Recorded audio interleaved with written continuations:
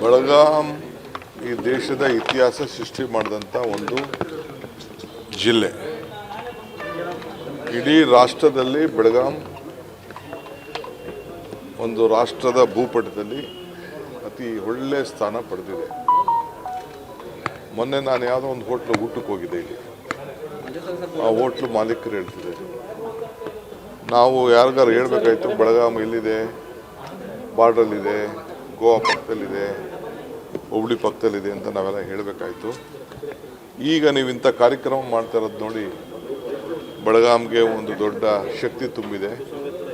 ನಮ್ಮ ಒಂದು 50 room book ಮಾಡಿದ್ದು MPಗಳಿಗೆಲ್ಲ, ಅಲ್ಲಿ ಊಟ ಮಾಡ್ತಿದ್ದೆ. ನಾನು ಯಾವ ಹೋಟ್ಲು ಅಂತ ಹೇಳಕ್ಕೆ ಹೋಗಲ್ಲ.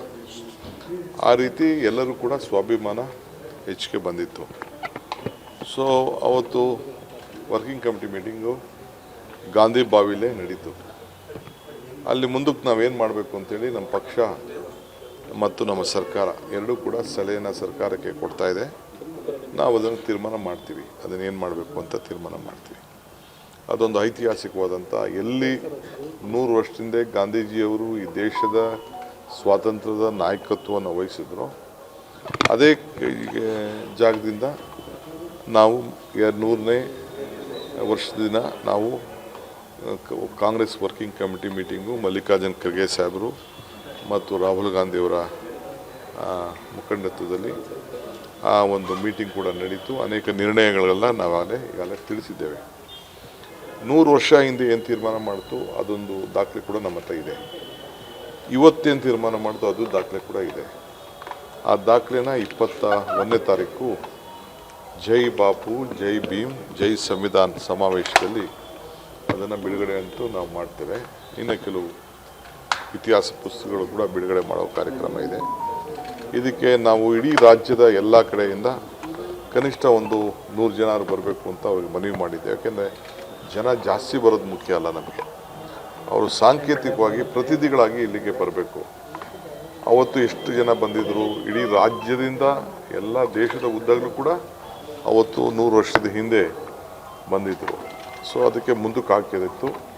ಇದು ನಮ್ಮ AICC ಕಾರ್ಯಕ್ರಮ, ಇದು ನಮ್ಮ DK ಶಿವಕುಮಾರ್ ಕಾರ್ಯಕ್ರಮ ಅಲ್ಲ, KPCC ಕಾರ್ಯಕ್ರಮ ಅಲ್ಲ, ಇದು AICC ಕಾರ್ಯಕ್ರಮ. ನೆಕ್ಸ್ಟೇ ಸರ್ಕಾರದ ಕಾರ್ಯಕ್ರಮ ಸುವರ್ಣಸೌಧದಲ್ಲಿ ಗಾಂಧಿಯ ಪ್ರತಿಮೆಯನ್ನು, ಹೊಸ ಪ್ರತಿಮೆಯನ್ನು ನಮ್ಮ ಮಲ್ಲಿಕಾರ್ಜುನ್ ಖರ್ಗೆ ಸಾಹೇಬರು ಉದ್ಘಾಟನೆ ಮಾಡ್ತಾರೆ. ನಮ್ಮ ರಾಹುಲ್ ಗಾಂಧಿ ಸಾಹೇಬರು ಘನ ಉಪಸ್ಥಿತಿ ಇರ್ತಾರೆ. ಮಿಕ್ಕಿದ್ದು ಎಲ್ಲ ಪಾರ್ಟಿಯವ್ರಿಗೂ ತಿಳಿಸಿದ್ದೀವಿ. ಮುಖ್ಯಮಂತ್ರಿಗಳು ಅಧ್ಯಕ್ಷತೆ ವಹಿಸ್ತಾರೆ. ಸೊ ಎಲ್ಲ ಪಕ್ಷದ ಸಂಸತ್ ಸದಸ್ಯರಿಗೆ, ಶಾಸಕರು ಕೂಡ ಇನ್ವಿಟೇಷನ್ ಹೋಗಬೇಕು ಅಂತ ಈಗಾಗಲೇ ಸರ್ಕಾರ ತಿಳಿಸಿದೆ. ಸ್ಪೀಕರು, ನಮ್ಮ ಕೌನ್ಸಿಲ್ ಚೇರ್ಮನ್ ಅವರೆಲ್ಲ ಕೂಡ ಭಾಗಿಯಾಗ್ತಾರೆ. ಲೋಕಲ್ ಮಿನಿಸ್ಟರ್ಸ್ ಕೂಡ ಎಲ್ಲ ಇರ್ತಾರೆ, MPs ಕೂಡ ಇರ್ತಾರೆ. ಆ ಕಾರ್ಯಕ್ರಮವನ್ನು ಕೂಡ ನಡೀತದೆ. ಸೊ ಇದೊಂದು ಅದಕ್ಕೆ ಈಗಾಗಲೇ ಖರ್ಗೆ ಸಾಹೇಬರು, ರಾಹುಲ್ ಗಾಂಧಿ ಸಾಹೇಬರು, ಪ್ರಿಯಾಂಕಾ ಗಾಂಧಿಯವರು ಮತ್ತು ಇನ್ನು ಅನೇಕ ನಮ್ಮ ಮುಖಂಡರುಗಳೆಲ್ಲ ಬರ್ತಾಯಿದ್ದಾರೆ. ಅದಕ್ಕೆಲ್ಲ ಸಿದ್ಧತೆ ಎಲ್ಲ ಈಗಾಗಲೇ ಬೆಳಗ್ಗೆಯಿಂದ ನಮ್ಮ AICC ಜನರಲ್ ಸೆಕ್ರೆಟರಿ ಬಂದಿದ್ದಾರೆ.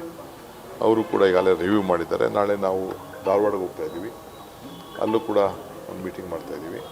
ಸಿದ್ಧತೆಯನ್ನು ಏರ್ಪಾಡು ಮಾಡ್ತೀವಿ.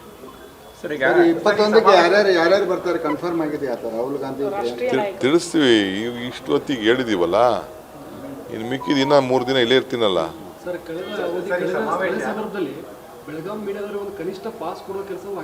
ಇಲ್ಲ, ಅದು ನಾನು ಹೇಳ್ತೀನಿ ಕೇಳಿ, ಅದು ನನಗೆ ಆಮೇಲೆ ಗೊತ್ತಾಯಿತು. ಅದು ಮೀಡಿಯಾ ಡಿಪಾರ್ಟ್ಮೆಂಟ್ಗೆ ಅಂತ ಸಪ್ರೇಟ್ ವಹಿಸಿದ್ದು, ಅದು ಹೆಚ್ಚು ಕಮ್ಮಿ ಆಗಿದೆ. ಅಲ್ಲಿ ಒಳಗಡೆ ಇಲ್ಲ, ನೆಕ್ಸ್ಟ್ ಡೇ ಮಾರ್ನಿಂಗ್ ಕೊಡಬೇಕಾಯಿತು. ಈಗ ಖಂಡಿತ ನೀವಿಲ್ಲದೆ ನಮ್ಮದೇನೂ ಇಲ್ಲ, ಖಂಡಿತ ಅದನ್ನು ಸರಿ ಮಾಡ್ತೀನಿ. ನಿಮ್ಮದೊಂದು ಪಟ್ಟಿನ ತರಿಸ್ಕೊಂಡು ನಿಮಗೆಲ್ಲ ಏನು ಪಾಸ್ ಕೊಡಬೇಕು, ಎಲ್ಲಿ ಗೌರವದಿಂದ ನಿಮ್ಮನ್ನ ಕುಂಡಿಸ್ಬೇಕು, ಆ ಕೆಲಸ ಖಂಡಿತ ಹುಬ್ಳಿ, ಧಾರವಾಡ, ಬೆಳಗಾಂ, ಬೆಂಗಳೂರು ನಿಮಗೆ ಸಪ್ರೇಟಾಗಿ ವ್ಯವಸ್ಥೆ ಮಾಡೋಣ. ಅವರು ಕಳೆದ ಬಾರಿ ಏನು ಮಾಡಿದ್ರಿ ಕಾರ್ಯಕ್ರಮಗಳಿಗೆ ಆಹ್ವಾನ ಮಾಡಿರಲಿಲ್ಲ.